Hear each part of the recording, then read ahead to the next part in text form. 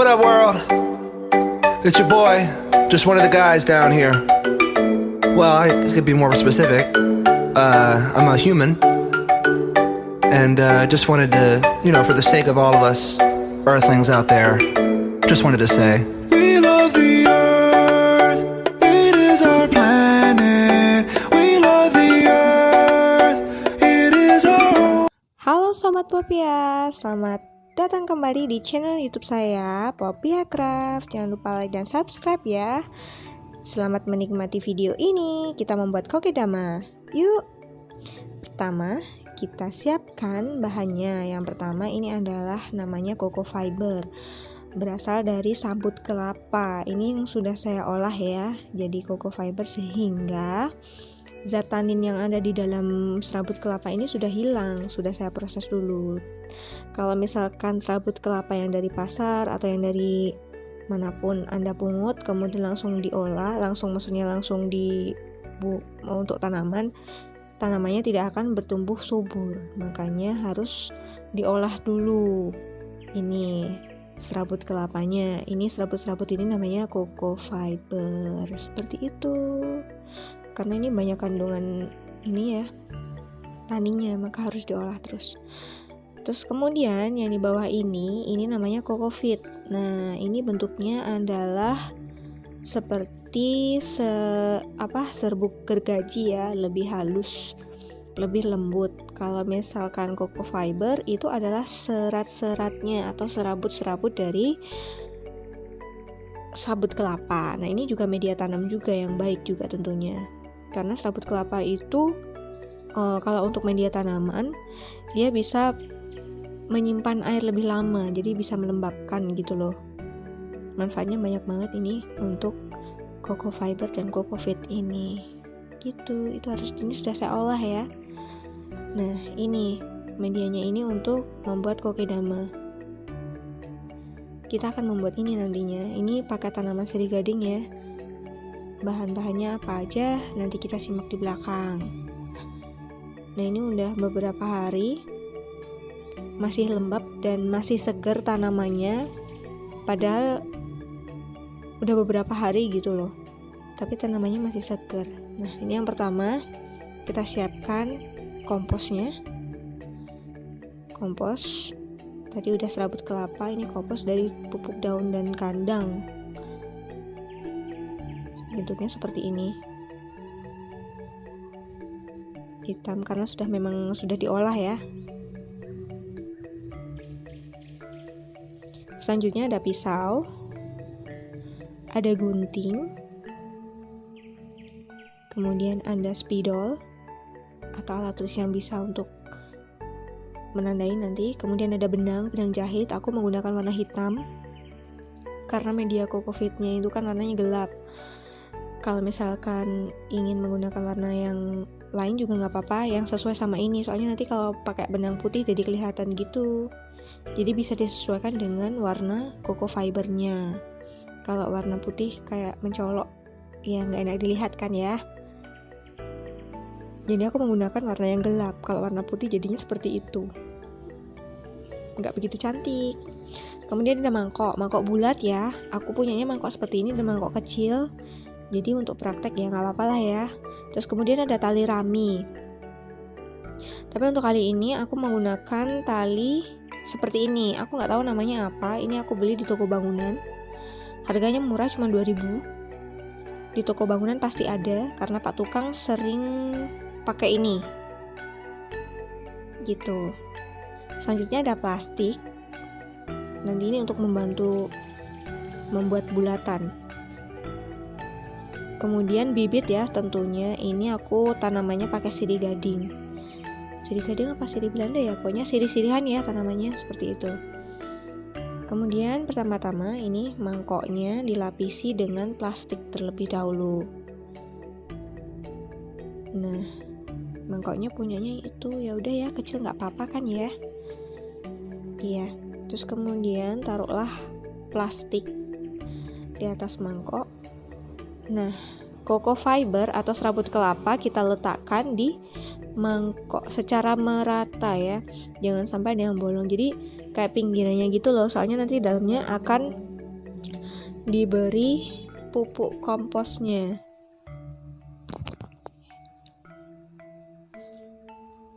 Jangan sampai ada yang bolong karena harus tertutup semua. Kita lapisin semuanya. Nah, setelah cukup, masukkan komposnya secukupnya aja. Nah, ini karena sirih gadingnya panjang, jadinya aku potong-potong bibitnya supaya muat. Nah, ini jadi 3, itu sudah ada tunasnya karena aku sudah taruh di dalam air beberapa hari. Nanti aku akan masukkan semuanya 5 batang ini, 2 yang sudah berdaun dan 3 masih tunas-tunas. Langsung tancepin aja di situ, dirapikan ya, ditancepin di tengah-tengah posisinya. Kita tanam, rapikan. Masih ketinggalan 1, masukin. Nah, kalau sudah seperti ini,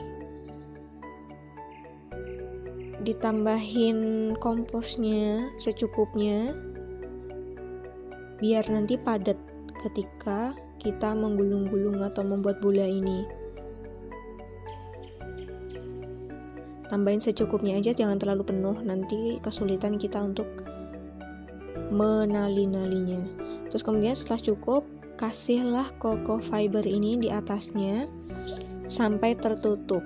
Jadi ditutup rata lagi dengan coco fiber atau serabut kelapa yang sudah dihilangkan zat taninnya, karena zat tanin itu akan menghambat pertumbuhan dari tanaman itu sendiri. Jadi harus dihilangkan, ada prosesnya tersendiri seperti itu. Nah, ini kita tekan-tekan.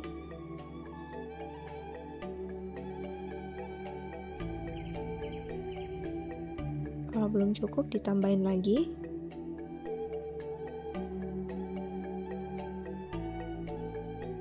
Sambil dirapikan ya, jangan sampai terkena batang yang ada tunasnya, kan sayang ya. Udah tunas, kita senggol jadinya mati. Nah, ini benang yang tadi, ini fungsinya untuk mengikat dulu supaya kita nanti waktu tali menalinya menggunakan tali rami atau tali itu semacamnya itu gampang. Jadi kita bentuk bulatan dulu menggunakan benang jahit.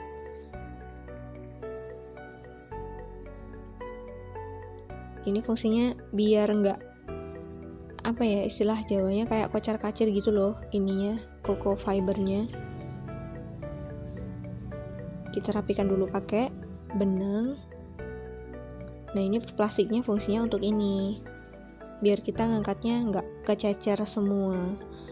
Nah, kita gulung-gulung sambil dibentuk. Nah, ini agak ditarik gitu ya supaya terbentuk bulatannya secara sempurna.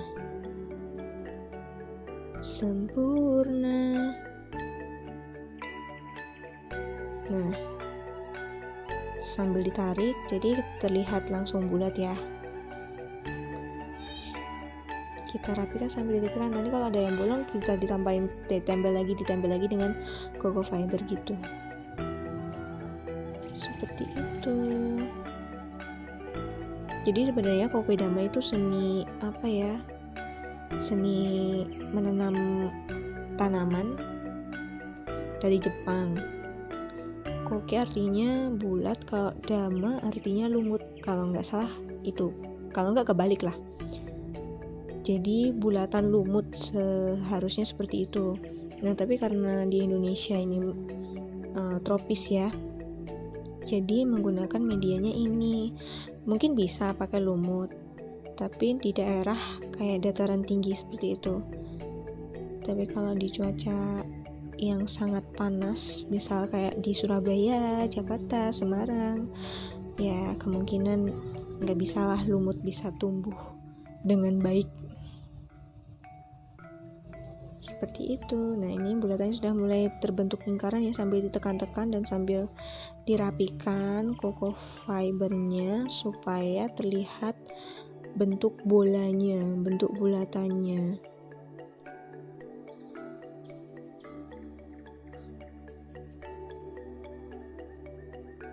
Nah, seperti ini jadinya. Sudah agak sedikit rapi ya. Nah, ini yang tali tadi kita tali. Sebelum ditali, kita tandai dulu di atasnya, dikasih lingkaran supaya nanti terpola, ada polanya, jadi tidak melewati batas lingkarannya itu gitu. Aku ngasal aja ya, maksudnya nggak terlalu lingkaran gitu, dikira-kira saja seperti itu. Yang bawah mungkin bisa dibuat pola juga.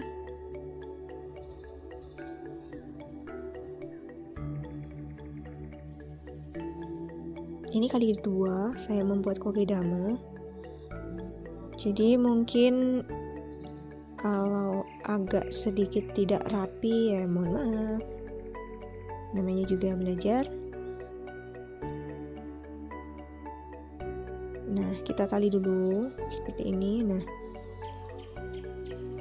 setelah kita tali, nah itu langsung tarik ke bawah, ada jaraknya 1-2 cm lah, kemudian dihubungkan. Caranya seperti itulah. Kalau misalkan saya jelaskan dengan kata-kata mungkin ribet, jadi lihat videonya aja ya.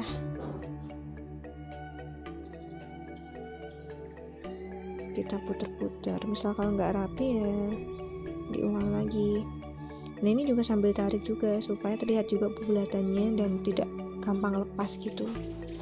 Polanya sama seperti itu.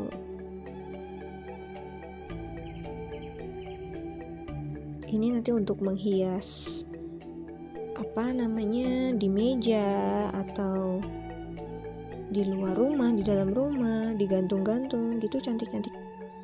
Kalau misalkan mau digantung bisa, ini nanti talinya bisa disisain. Karena ini kebutuhannya saya mau saya taruh di dalam ruang tamu, jadi tidak saya pasang tali. Kalau misalkan teman-teman menghendaki mau digantung-gantung gitu juga boleh, nggak apa-apa. Nah, ini nanti aku mau bikin 2 putaran biar terlihat kayak tebel gitu loh. Soalnya talinya ini kayak lebih kecil daripada tali rami. Nah, ini udah 1 kali putaran.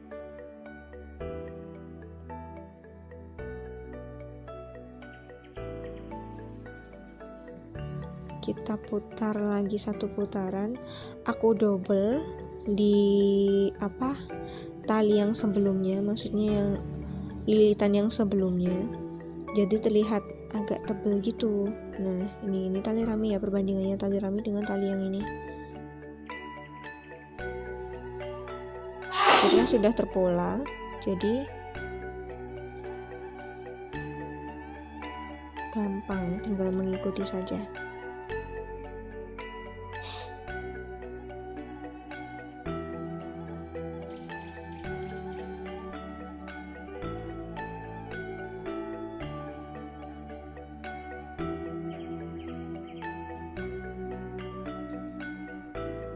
Jadi kalau misalnya pakai benang warna putih ini estetikanya jadi lebih cantik gitulah. Kalau misalkan pakai rami itu warnanya kan sama dengan koko fiber, jadi nggak kelihatan. Kalau misal pakai benang warna putih ini kelihatan bentuk talinya kan, kelihatan bentuk talinya. Nah, ini udah selesai, udah 2 kali, jadinya seperti ini. Jadinya seperti ini teman-teman. Kurang rapi ya, nggak apa-apa, tapi udah cakep. Yang ini menggunakan tali rami. Yang ini percobaan pertama aku pakai tali rami, dan bibitnya pun sudah bagus, jadi sudah aku tanam sudah bagus, sudah numpuh daunnya semua. Kalau yang ini kan masih tunas, banyak tunasnya. Nah ini masanya pun juga berbeda ya, yang baru aku buat itu masih enteng karena belum ada airnya. Nah kalau yang sebelah kiri yang pakai tali rame itu sudah aku siram-siram air, sudah aku semprot-semprot, jadinya dia lebih berat sedikit sih. Padahal udah 2 hari yang lalu, tapi dia masih lembab gitu loh. Ini mau aku siram lagi karena cuaca di sini sangat panas banget. Nah itu siramnya aku pakai DIY juga, pakai botol kemasan air mineral. Kemudian aku tutupnya itu aku bolong pakai jarum hijab. Jadinya kayak hujan gitu. Nah ini aku siramin semua biar dia lembab dan dia juga mudah beradaptasi. Nah keuntungannya nanti kalau kalian sudah mempunyai bibit yang sudah jadi seperti yang sebelah kiri itu, dia nggak sulit untuk beradaptasi. Tapi kalau misalkan yang sebelah kiri yang pakai tali putih ini, nanti dia bisa saja stres tanamannya dan sulit untuk beradaptasi. Itu lebih sulit daripada yang sudah jadi bibitnya. Sudah jadi bibit yang sebelah kanan udah jadi bibit kan, tinggal tanam gitu loh. Kalau yang sebelah kanan kan benar-benar belum ada akar. Seperti itu. Kita siram-siram dulu, segar banget ya.